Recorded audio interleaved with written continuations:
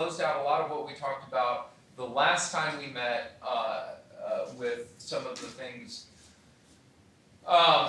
with Mosaic sacrifice, just kind of some of those ideas that were put forth. It was very explanatory. There were a couple things. Is there anything in chapter 6 that stuck out to you guys? I like that he made it a point to really emphasize the sin offering, that the motions were much more humble rather than ostentatious, like the throwing the blood at the altar, and versus those sacrifices for the one sin offering, just touching it to the horns of the altar, and then in the trespass offering, it was only the priest that was involved in that transaction. Yeah. Once it actually got to the sacrifice. I found it rather repetitive, and it could have been streamlined. And it's almost like if I was during that time period, you would go to the temple and say, "This is what I want to do. Tell me what you need." Because it didn't just stick with. It should have said sin offering and then 1, 2, 3, and then peace offering 1, 2, 3. It didn't do that. Just sort of like it jumped around. Yeah. Go ahead. A couple of things. One is that in terms of the free will or the votive, the peace, what is it again? Yeah, the free will offering. Yeah, okay. It seems to me like that is a bit transactional, or, I mean, I know he's trying to explain that it's not, but I'm saying like, the votive offering. On page 101, 102, 103, he's got the vote, the 102, he's talking about the votive offering.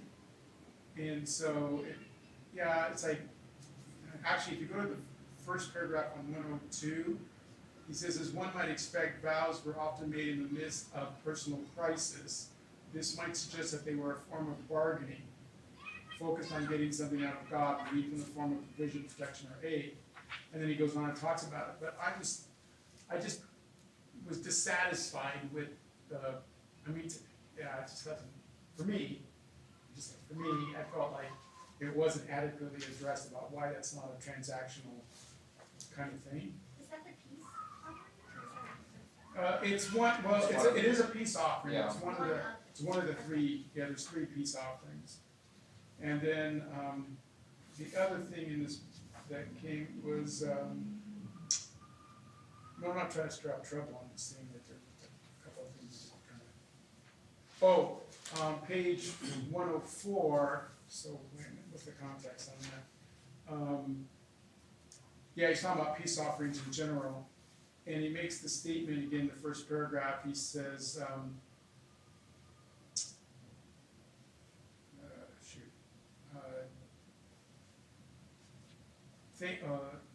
so there, here's this pledge was embedded in the context of a joyous occasion and enlightened by gratitude, thankful for the blessings of God. The offerer committed himself to live faithfully toward God in hopes of continuing to benefit from God's friendship. And that got me thinking about his whole discussion about faithfulness and how this whole thing was on the idea, the whole sacrificial system was supposed to help us commit to being faithful to God and being faithful, which we didn't do such a hot job of, my ancestors. So, I guess I haven't either. But yet God remains faithful. So that was just something I noticed, that if I'm faithful, God is faithful. But if I'm not faithful, God is still faithful. That part doesn't change. Yeah. So anyway, it just got me thinking about that in light of what we're in the New Testament. So those are probably a couple of things that just sort of jumped out at me from that chapter 6. There was a third thing, and that's about the flagrant part, about sinning flagrantly. Yeah. That bothered me a lot, cause I went back to read Hebrews 9, I forget what verse it is, but if you go on sinning willfully, there's no longer a sacrifice about Christ, and you're Yeah. crucifying Christ again. So I thought, wow, I never understood that verse that well, like, in Yeah. the context Yeah. of this, it's like. oh, So it bothered you in a good way. I mean, in a bad way, but in a positive way? In a sanctifying way? Yes, that's Okay. it, yes, right, there you go. Yeah, it made me really start, really thinking through my decision-making process. And how full this, Yeah. we'll leave it alone with that. So, yeah, cause it's like, that sinning willfully is, to me, is a parallel to what he's talking about here in terms of sin. Yeah. I found the section just on sin offerings to be particularly interesting. And there were just I kind of, some of it was in the same vein of what he'd already talked about, but there were just a few things that I found interesting parallels to. The bottom of page 111, and he's talking about blood application, and after the blood application, the suit of the animal was removed and burned on the altar, just as at a peace offering, the best portion was presented on God's altar as an act of hospitality. In the sin offering, however, this hospitality was more specifically a means of inviting God back into one's life after sin had alienated one from God. And, of course, that made me think of the sacrament of confession.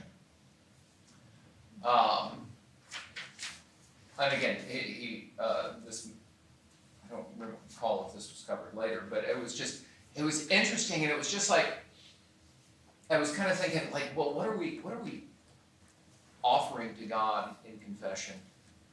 And to some extent, it's our pride or our shame. What Saint Sephardi says, bearing a little bit of shame. And I don't know. I was just kind of prematurely thinking through that. Like it's like, what are we taking? And maybe we're not taking anything to confession. Maybe that's the whole point. I don't know. It was just interesting. It just reminded me of confession.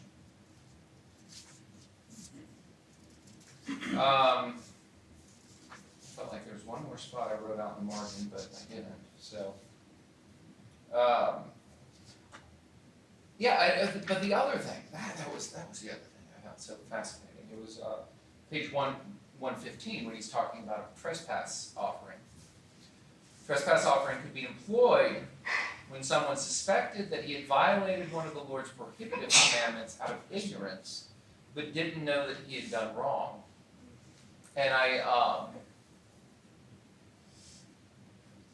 just never, I don't know why, but I think you have this way of thinking, okay, well, sin is sin, all sin is sin. And to some extent, yes, but the sacrificial system especially, made out there are different grades of sin. And of course, in our church, we treat sin similarly. It's like, well, I stole a cookie out of a cookie jar, or I gorged myself on cookies even, for that matter. That's a lot different than coming to confession and saying, I murdered somebody. All sin's not the same. And I think it's just an interesting and important thing to bring up, that there are just some gradations there. So. And to your point, that when you were talking about the part about that particular offering for what we don't know we did, that's what I thought about in communion. Well, 1 John 1:9 and communion, because 1 John 1:9 says if we confess our sins, He's faithful and just to forgive us of all unrighteousness, whether we are aware of it or not. And when we come to confession, part of the prayer is that we're being forgiven not just the sins I confess, but also Right. the ones I didn't know to confess. Yeah, yeah, So, So I'm guessing that this, you're right, I mean, we say like, I remember growing up, all sin, like these. yeah. But I'm guessing that comes, I mean, that seems to me like our transactional, like, the a lot of us grew up in, I mean, right, that's what. Yeah, I think you so. operate. It's probably a lot like saying, you know, this idea that, you know,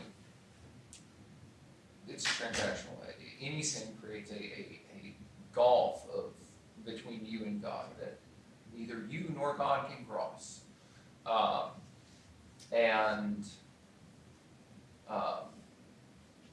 You know, so it doesn't matter if it's stealing a cookie or, you know, murdering thousands of people, like, it's all sin.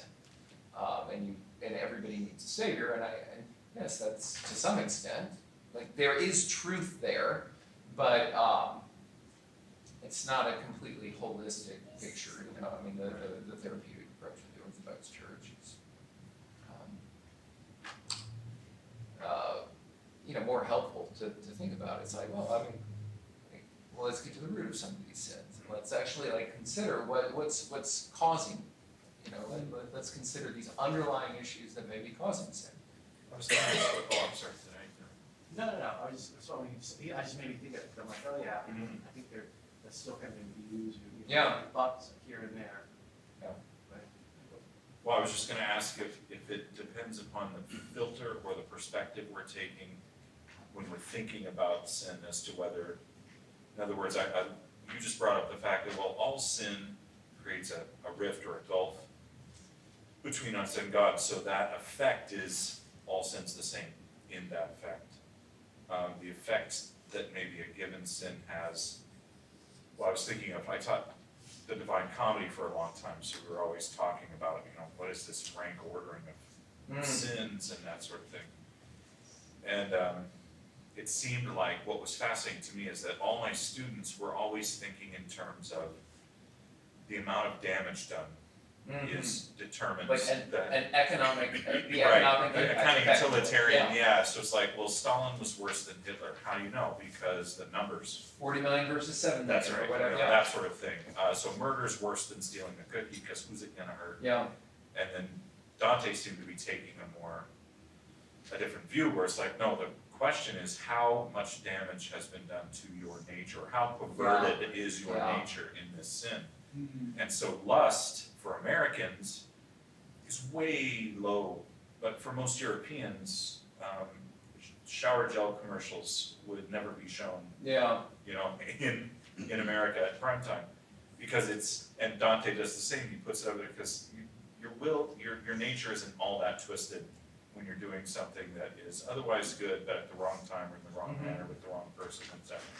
Which is why adultery is way low, because it's betrayal, but the sin of lust yeah, is well, way that's up what, here. the interesting thing about Dante is that the sin of betrayal is, It's the worst. it's the worst, yeah. Yeah, and the only way we could make sense of that was that to deceive is a peculiarly human ability, because we are the animal that possesses logos. And so we are the ones who have speech that can reveal the truth. So to pervert that thing is to pervert the most human thing about us. And speech is the thing that allows us to follow commandments, makes us moral. So it may not hurt as many people, but it's the most human thing about us.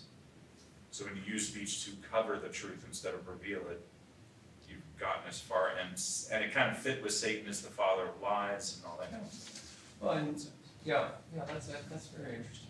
But anyway, I was just wondering if the perspective, because otherwise sin is all the same if it creates a gulf. And maybe you could say they're different in terms of the damage done to that's another filter, and then you could say maybe it's different in terms of the damage it does to the sinner. Type of thing. But the sins that that got in the most trouble with the Lord were the religious ones. Yeah, it's interesting. Well, the Pharisaical judgment, the hypocrisy, I heard Hoffman say once that a gang member that cuts back on the number of people they stab is gonna get in heaven before he does, because he judges his brother. I'm like, ooh. Well, and it's the famous, are the woes, where are the woes? Woe to you, Tyre and Sidon. No, it's in Matthew, I think, right? Oh, Matthew, I'm sorry, let's hear that about different, something different. But again, yeah, that's the religious hypocrisy. I mean,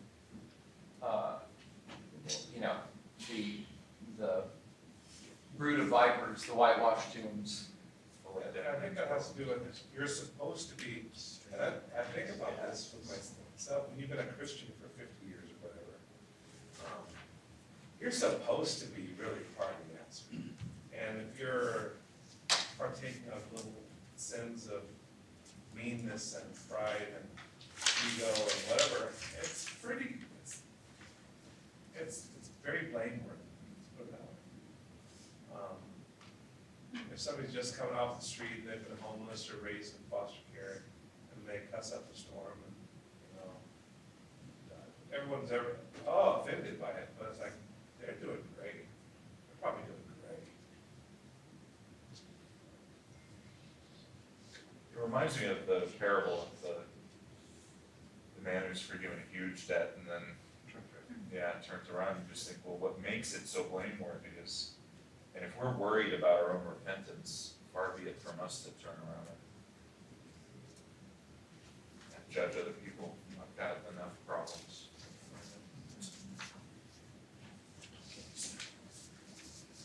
All right, anything else on chapter 6?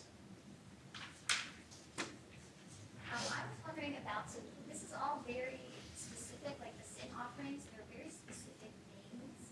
What about all the other sin, I had it in my head that if you broke a commandment, then you would give like some sort of offering. But this is like, regret for, unintentionally violating prohibition. What about, like, what, for most people, like say I lived at that time, Yeah. would I be offering sacrifices or? I mean, you would be offering sacrifices, yes, and like these are more specific, these are more personal. And I actually had in reading through this, I had a similar question that wasn't quite clear unless I missed it. And my impulse was to think that, okay, like, I took the Lord's name in vain or something, like, like violated this commandment or that commandment, whatever it is. It's like, if you were a faithful Jew at the time, like, is that covered at the Day of Atonement, or are those only the sins of the nation? Like, I did have that question, and I don't know the answer, all that to say. But I had the same question, so I know perhaps I'll.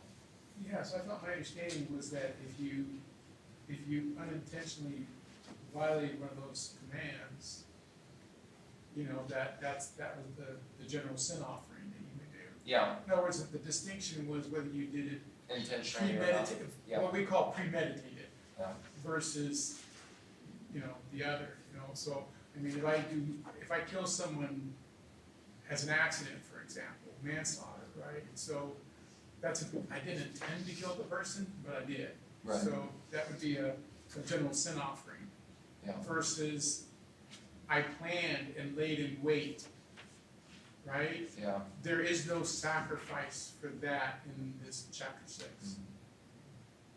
He mentions it, but he never tells us what the solution is. Yeah, and that's kind of where I was. Yeah, and I noticed he brings it up and acknowledges the fact you have these intentional sins. Yeah. But he tells you that none of these sacrifices address it. So how does it get addressed? He never answers that question. Yeah.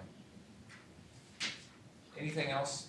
Well, I have something, in answer to that, with David and his lust Bathsheba. for Bathsheba, and then killing her husband, I mean, it was Nathan the prophet that actually came up to him and told him what he did. So,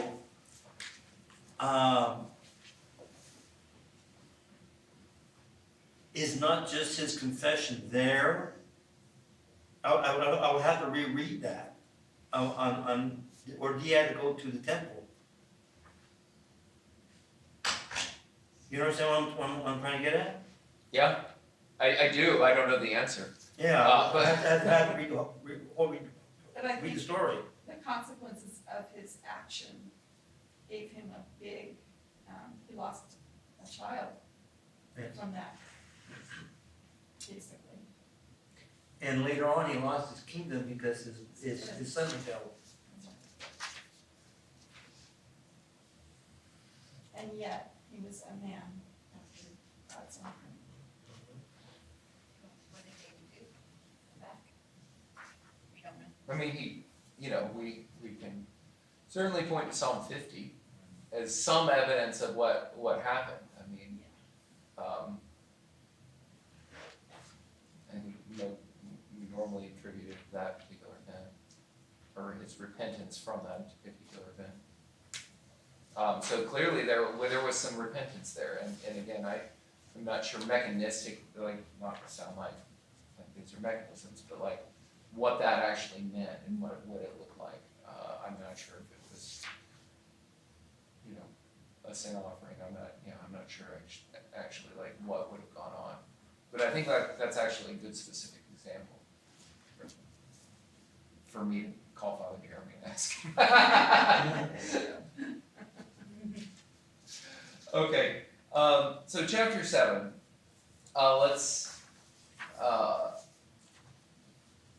I think this is a good jumping off point, the first question. The author gives examples of gifts being undermined by hypocrisy or betrayal on the part of the giver.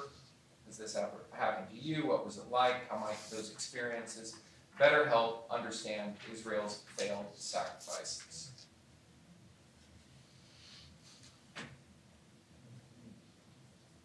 Here's another thing that I think is probably missing, if I understand it right. It sounds like before, people were more agrarian and they would supply the animal, which had to meet certain conditions. But in the time of Christ, they actually went to the temple themselves and had to buy it. And that's where Jesus got mad and threw everybody out of the temple. Yeah, I mean, I think there were certain, you could do both. Buy it or bring it. Yeah, you can buy it or bring it. And there are sacrifices you can buy or bring.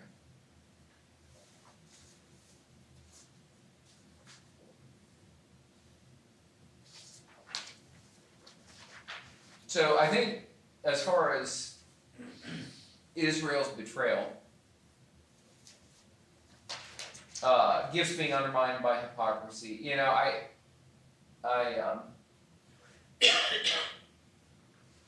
mean, this is not a personal example, but it's like the thought that comes to mind is like a married couple and the husband just kind of treats his wife like garbage, has several girlfriends on the side or something like that, but it's like, but these sort of big acts of kindness, he'll feel bad and come through with some big act of kindness or, and say, oh, yeah, I'm stupid, forgive me.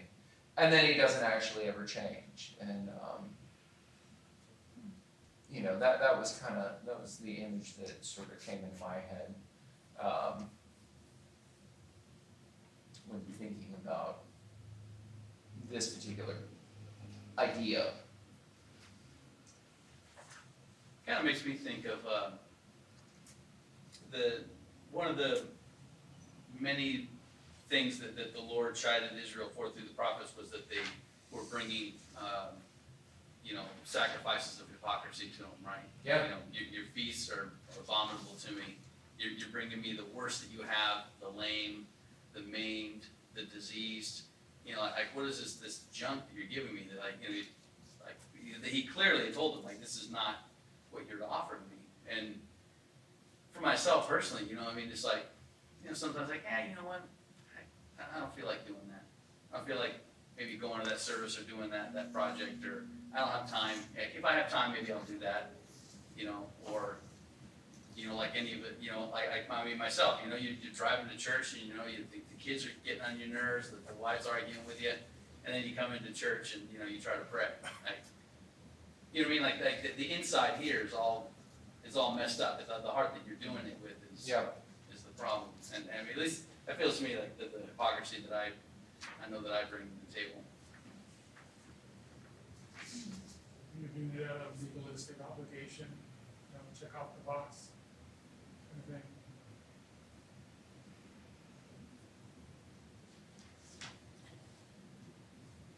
Is it possible in those situations that you are forging ahead though is the best you can do at the moment? Because I certainly sympathize with most, although it's me arguing with my wife, it's not her arguing with me, she would say.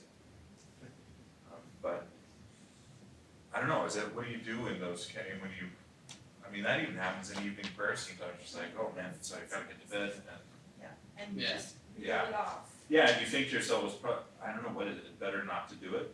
Or Well, is it better to go, yeah. man, Lord, my head is in, all over the place, you know? Well, like Elder Emilio Nelson, I mean, he even goes as far as to say, like, if you're inattentive in prayer, you're basically committing adultery against the Lord. I mean, he doesn't even mention any words, it's like, wait, is there any wiggle room, Elder? Like, somewhere, maybe? Thank you, Jeremiah. Now we're gonna get to sleep tonight. No, I mean, like, it's a harsh word, and I'm like, No, but I've I heard think similar that- things, right, like, don't say the Jesus prayer unless you're concentrating on every, or whatever. You know, I mean, that's a, like, even with that example, I mean, you'll, if a monk is doing work, like, you'll see his lips moving sometimes, because he's just saying Jesus prayer. So like, one could argue that he is concentrating, but he's also doing other work. But yeah, that's, I think, I don't know that like saying your evening prayers, inattentively is, I don't know if it's the same. I don't know if it's a bad sacrifice, as we'd say, or bad offering.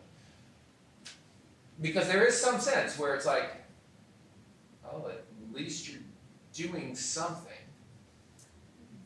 But the prolonged effect maybe will eventually turn it into a bad offering of that. Like, once or twice, I love Father Stephen Freeman. I think I brought him up in men's group several times, but like one of the things he said is like, he was saying something like somebody came to confession and they were saying, Father, yesterday in church I just wasn't there at all. And he's like, well, where else would you be? And it's this idea that like, even if your mind drifts, like, you're still physically present. Like, there's something to that. And so, I think it's like a lot of things we talk about, it's kind of our motivation. And I think for a long time in Israel, if you'd asked an Israelite, well, who is your God? They would of course said Yahweh, but there was pagan worship going on in the temple itself. I mean, and we're talking for a period of like 200 years, like generations. That's like 5 generations, to the point where Josiah, like they rediscovered the law, but there were still sacrifices going on at this time.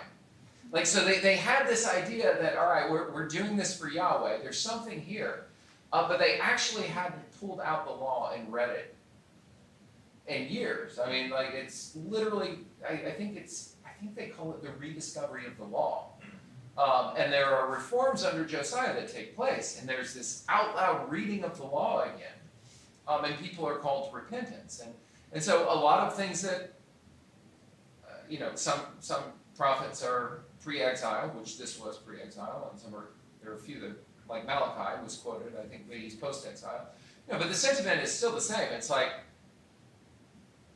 you're just doing these things. And in fact, you're treating God like he's some transactional pagan God in some sense. Like, what he's doing is calling us into relationship. And so, you think about like having a conversation with your spouse. It's like, well, it's always better to probably have the conversation and communicate.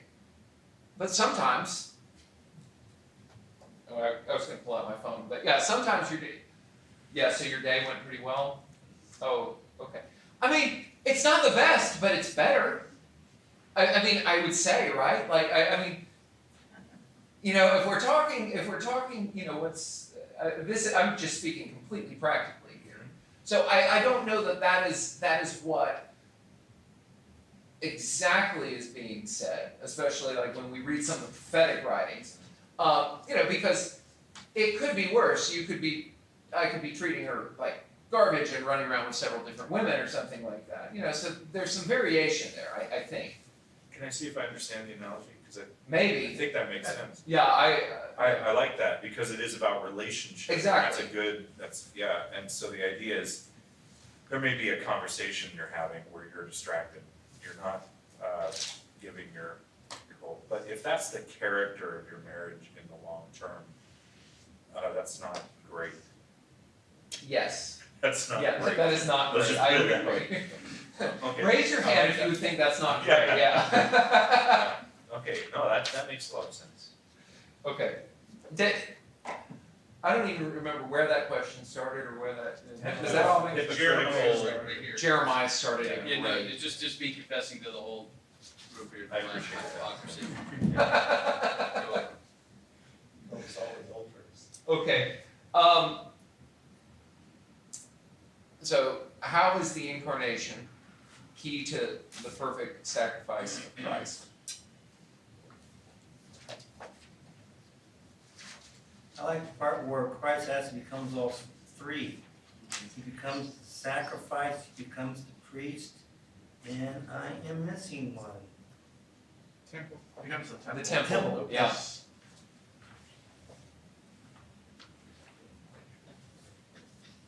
Yeah, Saint Cyril of Alexandria, he is the fulfillment of every offering commanded in the law, having been offered in the form of every calf and every ram and every goat. That's what's being sacrificed, but Page 131 has that one. yes, He perfected all aspects of the divine human person, making him the perfect temple, the perfect priest, and the perfect offering. yeah. And there's this, in St. Nicholas Cathedral in Brooklyn, and it's the only place I've seen this icon, and they got it from a monastery in Lebanon, or they took a high quality picture and then had an iconographer paint it, and it is Christ dressed, robed as a bishop, basically, Christ, and he's holding a platter of essentially Christ, basically, of himself, but he is actually on the platter, but like he's in the sort of burial posture, and the inscription in both Arabic and English is the one who offers and is offered. And I just think that's the coolest icon, and it kind of sums up more or less like what's, the idea. Obviously the temple's not there, but as the great high priest offering himself as the perfect sacrifice, which is, and that hangs over the spot where the gifts are prepared each Sunday.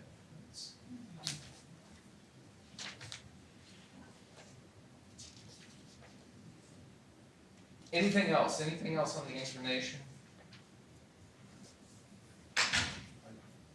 Some hardness. I thought this, always hear like, that was not assumed, It's not healed, yeah. Was like, they kind of on 134, I thought it was, but he explained it like an offering had to truly belong legally and morally to the offer in order to be acceptable, therefore to make himself a proper offering for our sake, Christ had become true human.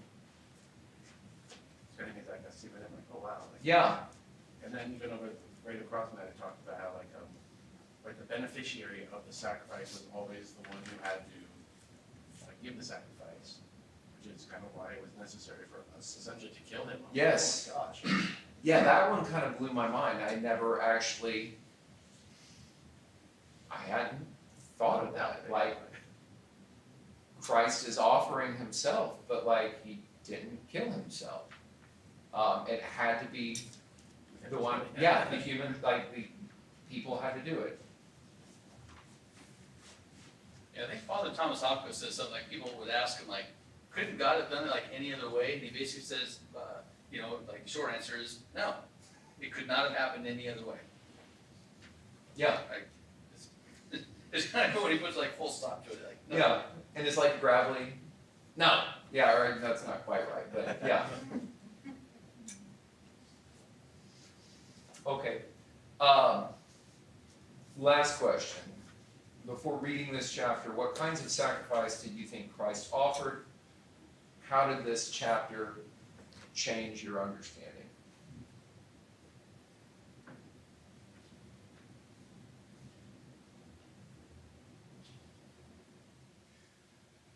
I mean, I'll kind of throw, there are a lot of,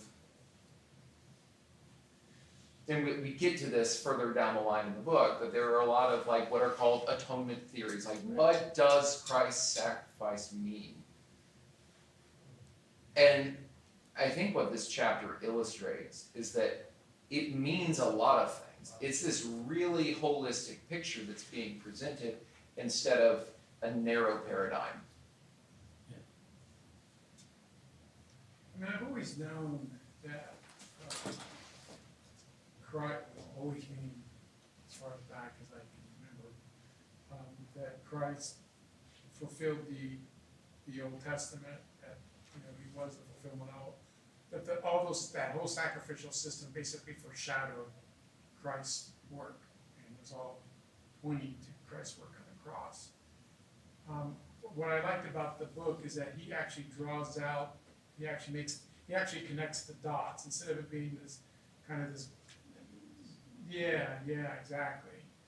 You can say that louder though, so we else can hear. But yeah, instead of it being this nebulous glob of fulfillment, he actually he draws the lines like this dot connects to that dot, this dot. Yeah.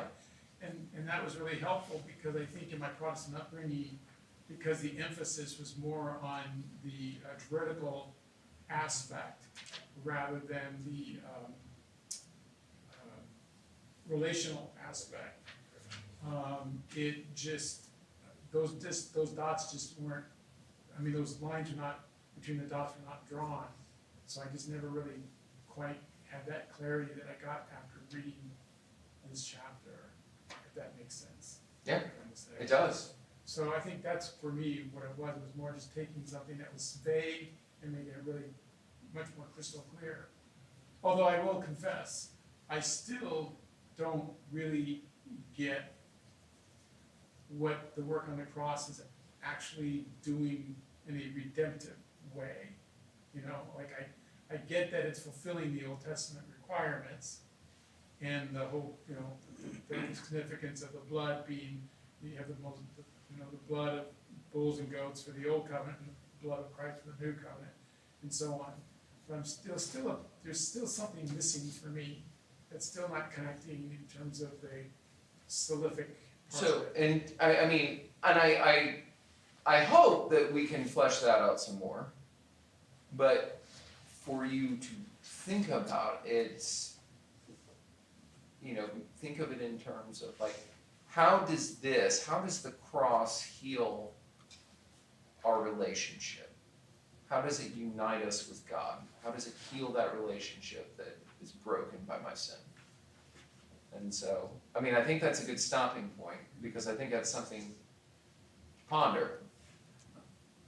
I actually think because as a Western Christian, we had the paradigm of his sacrifice is because of our sin. And that is true, but it's more like he had to conquer death because the sin leads to death. So not only did he have to die for our sins, he had to conquer death. And that's the missing piece. Or that should be the emphasis. And because then once he conquers death, then sin no longer has any hold. And but I'm just thinking about in the Middle Ages, especially in the Germans, the artistic and Jesus is blood everywhere, and but somehow it's. I think the Spanish were bloodier than the Germans. I think the Well, no, Spanish are Okay, particularly known for, Okay. for particularly bloody religious artistry. Not too See? many Spaniards. Yes. See, What's that? Sorry, it was a line from a movie. Pay no attention. Princess Bride. But what I'm saying is, I think as being born in this culture, that paradigm is always gonna be there. And you have to get the whole big holistic picture. Right, exactly. That paradigm's not completely off, it's just not the only paradigm. Correct. Yeah. I like to, I think, I can't remember if it was in chapter 6 or 5 where Father Jeremy points out that, that idea that we have of putting the sin on the sacrifice, and then the sacrifice takes the guilt, you know, and then we put that on Christ's sacrifice, but he points out that the offerings were to be unblemished. And if in fact the sin was put on the animal, Yeah. that's a bigger blemish than any physical blemish. Yeah. And I was like, ooh, I had never thought of that. I can't remember where he said that Was that the came from. scapegoat section? Yeah, I think it was like the one, if the set, yeah, The laying up, the pressing of the hand. yeah. Yeah. Okay. Close. It's true to me, bless thee, if they have purpose, ever blessed in this pure, whether Lord God, more honorable than the cherubim, will always be unprepared than the seraphim. Thou without corruption givest to God the word truth, I told us we magnify thee. And I.